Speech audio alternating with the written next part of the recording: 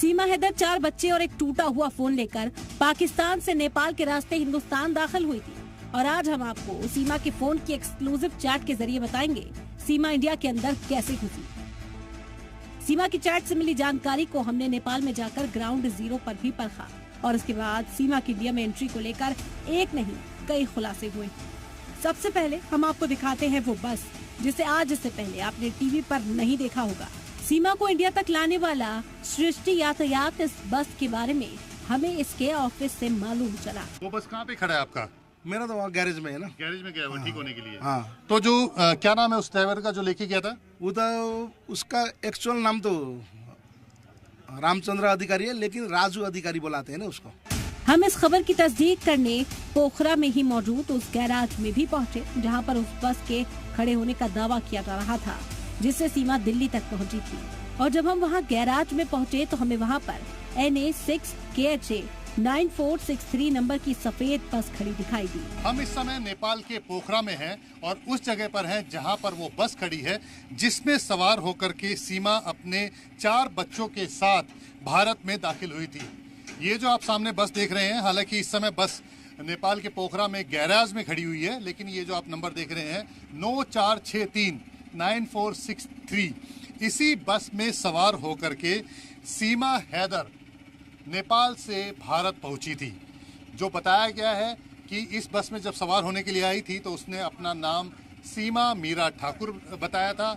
अपने जो 4 बच्चे हैं प्रियंका, मुन्नी, राजा और परी, ये नाम उसने अपने बच्चों के लिखवाए थे और 20,000 रुपये 4 सवारी के लगते हैं, यानी कि 5,000 रुपये नेपाली करेंसी के हिसाब से एक पैसेंजर का किराया ये कंपनी वसूलती है।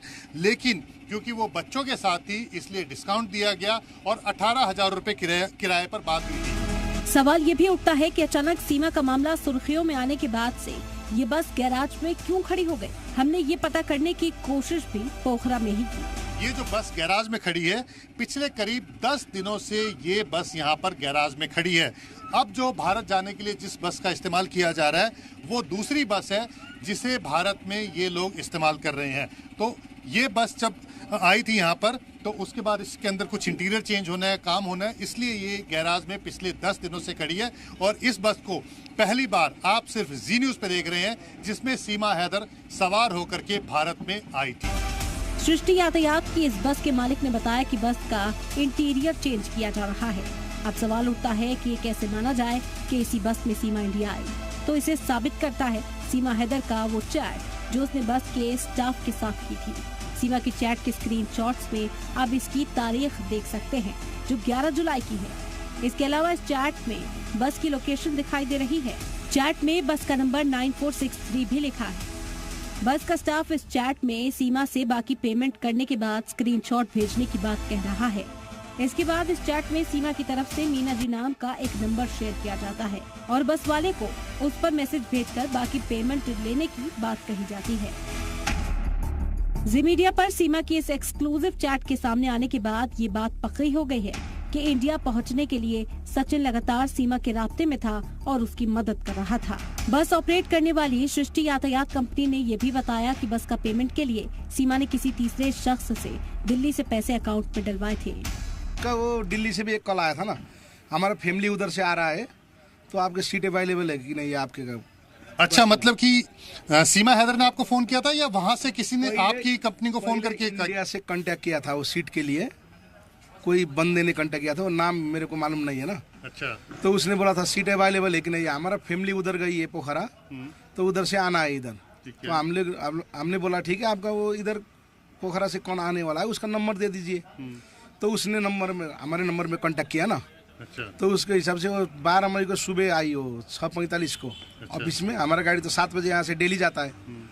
तो 7 बजे इधर से वो 4 बच्चे थे ना उसके पास, तो उसके पास वो पैसा भी पूरा नहीं था।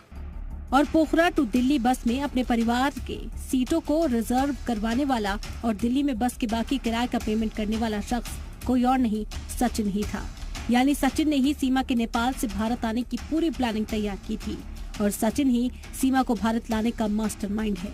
सचिन मीणा ही वो मास्टरमाइंड है जिसने पाकिस्तान की सीमा हैदर को नेपाल के रास्ते भारत लाने में अहम भूमिका निभाई है।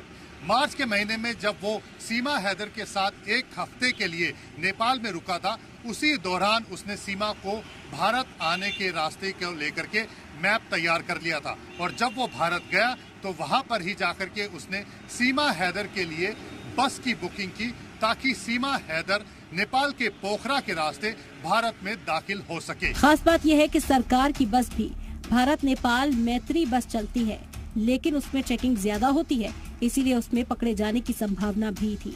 इसीलिए प्राइवेट बस के जरिए पोखरा के रास्ते होते हुए वो भारत में दाखिल हुई।